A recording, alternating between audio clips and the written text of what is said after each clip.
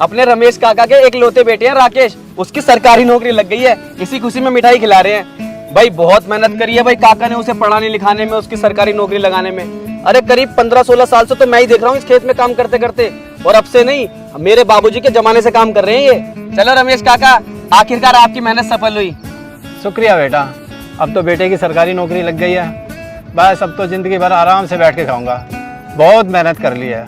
वो बात तो है रमेश काका, आप जैसा मेहनती इंसान तो मैंने पूरी जिंदगी में नहीं देखा। मैं तो ये सोच रहा हूँ कि आपके बिना हम खेतों का काम कैसे संभालेंगे। बाकी हमें इस बात की खुशी है कि आपकी तो जिंदगी बन गई। चलो बेटा मैं चलता हूँ, बाकी गाँव वालों को भी लड्डू खिलाने हैं।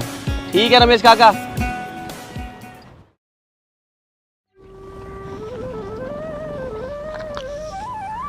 रमेश काका, रमेश काका, काका रुको।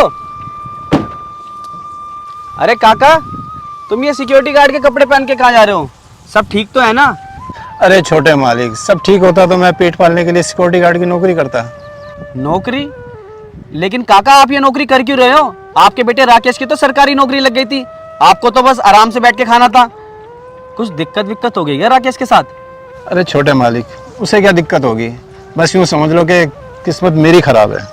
राकेश की सरकारी नौकरी लगने के बाद 3 महीने तक तो सही रहा, और फिर 3 महीने बाद उसने मेरे से साफ साफ कह दिया। बाबूजी, मैं ये कह रहा था कि दफ्तर से गांव आने में ना 2-3 घंटे लग जाते हैं, तो मैं ये सोच रहा था कि दफ्तर के पास में ही एक कमरा लेके रह लेता हूँ। आप फिक्र मत करो, मैं आपको खर्चा पानी भिजवाता रहूँगा। कोई दिक्कत तो नहीं है बाबूजी आपको? नहीं बेटा, जैसी तुम्हारी इच्छा। क्या राकेश आपसे दूर रहने लगा? लेकिन खर्चा पानी तो दे रहा होगा ना काका आपको वो?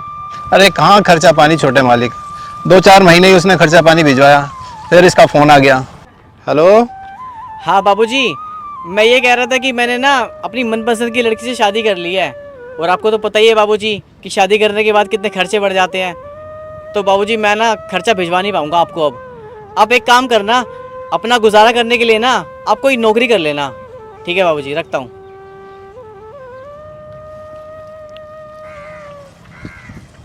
अब पेट पालने के लिए कुछ तो करना पड़ेगा ना छोटे मालिक, इसलिए अब मैं ये गार्ड की नौकरी कर रहा हूँ। बताओ रमेश काका, जिस बेटे को पढ़ाने लिखाने के लिए आपने दिन रात मेहनत करी, उसने आपको छोड़ते वक्त जरा सा भी ख्याल नहीं किया। खैर, अगर आप चाहते हो हमारे साथ फिर से काम करना, तो आपका खेत आपका इंतजार कर रहे हैं, आप जब मर्जी आ सकते हो। नहीं छोटे मालिक, जब खुद की औलाद ने ही साथ छोड़ दिया तो फिर किसी और से क्या सहारा लूँ। अच्छा मैं चलता हूँ, मेरे को देर हो रही है।